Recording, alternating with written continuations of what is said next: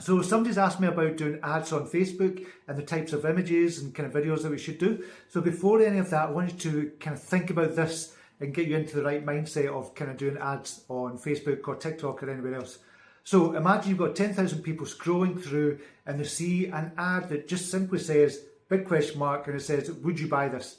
Nobody knows what it is, but the curiosity factor alone would mean about 10% of people click through that advert. That's 1,000 people. Now you're getting charged 10 pence per click for the advertising. 1,000 people, 10 pence, is going to be £100. Now that ad gets sent to your book.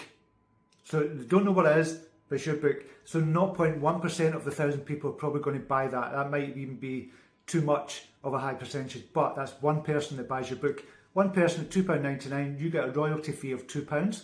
So you spent £100 to get £2 back. Because your ad, there's no information on it. It wasn't specific enough, nobody really knows what it's about. But if you make it really specific, this is where the change happens. So imagine same 10,000 people scrolling through and they see a beautiful kind of image, a witchy background, and it looks supernatural, kind of clouds swirling about and stuff like that as well. And then it's got an image of a book saying The Witches of Scotland by Stephen P. Aitchison.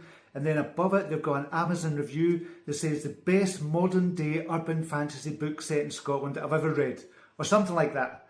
And then it's got 5 stars underneath it, and it's got the side Kindle Unlimited, and it's got the price £2.99, and it says buy now, for example. So out of the 10,000 people, maybe 200 people are going to click through to that because they're interested in urban fantasy set in Scotland. So 200 people at 10 pence per click is £20. But the click over, a much higher percentage are going to buy the book because you've already pre-primed them already. They know it's a book, they know it's a witchy, they know it's supernatural, they know it's set in Scotland.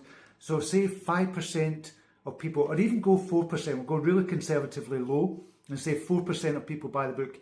4% of 200 is 8 people. 8 times 3 is 24. Say the book is £3. 8 times 3 is 24. You get 70% of that. 70% of 24 is roughly, say about £17. It's £16.80, but say £17.